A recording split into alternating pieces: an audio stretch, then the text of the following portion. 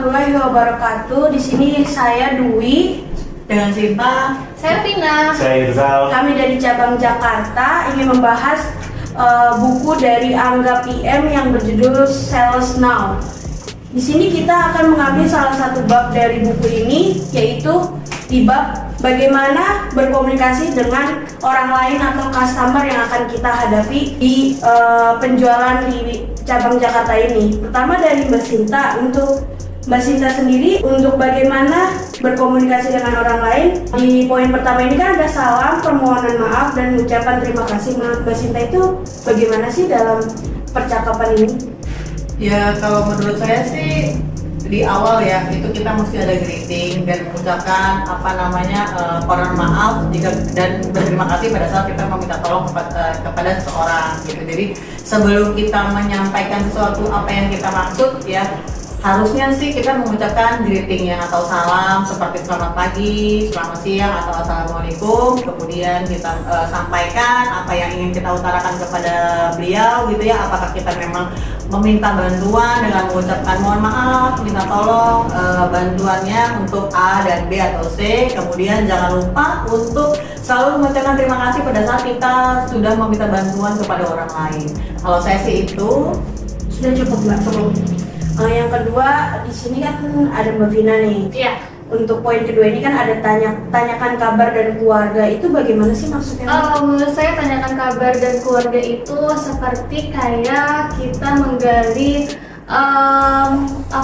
kebutuhan daripada customer tersebut, di mana kita seperti orang PDKT aja kan. Kalau kita PDKT sama orang kan kita harus nanya kabar dia dan lain sebagainya, terus kemudian keluarga dia, seperti kayak layaknya seorang PDKT dengan pasangannya masing-masing. Jadi itu akan berkaitan dengan kita dengan customer, yang dimana kita menggali kebutuhan dari customer, kita tanya kabar dia, kita menggali kebutuhan dia apa, terus kemudian kita tanya keluarga dan lain sebagainya itu sehat atau gimana, seperti itu.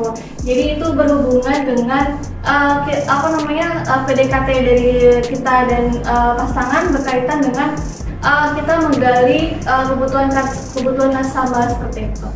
Udah Mbak? Sudah cukup.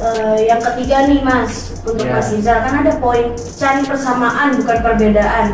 Itu dalam customer itu atau orang lain itu bagaimana sih untuk? Mungkin dari sisi saya untuk implementasi hal itu seperti misalnya begini, menanyakan alamat tempat tinggal. Sekiranya memang alamatnya jauh dari tempat kita tinggal, mungkin kita punya bahasa-bahasa, oh ya saya tahu di daerah situ ada sesuatu, atau saya punya kenalan di daerah situ, sehingga membuat dia ngerasa punya kesamaan karena tahu di satu daerah itu kita tahu di situ ada apa aja.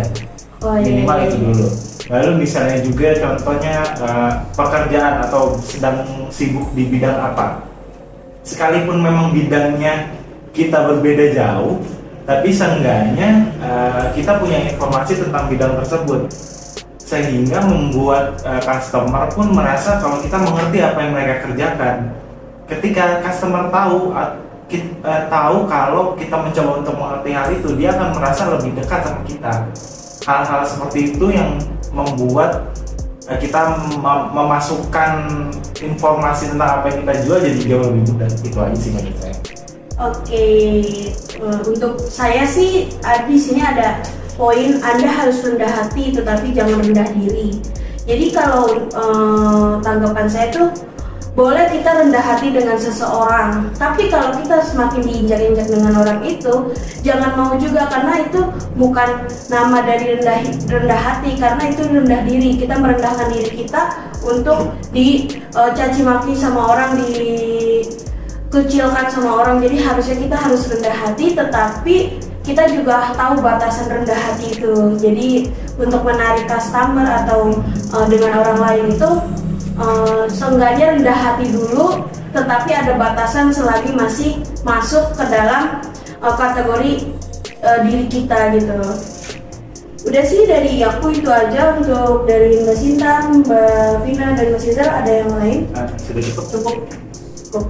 Oke, sekian dari kami, kurang lebihnya mohon maaf. Assalamualaikum warahmatullahi wabarakatuh. Waalaikumsalam.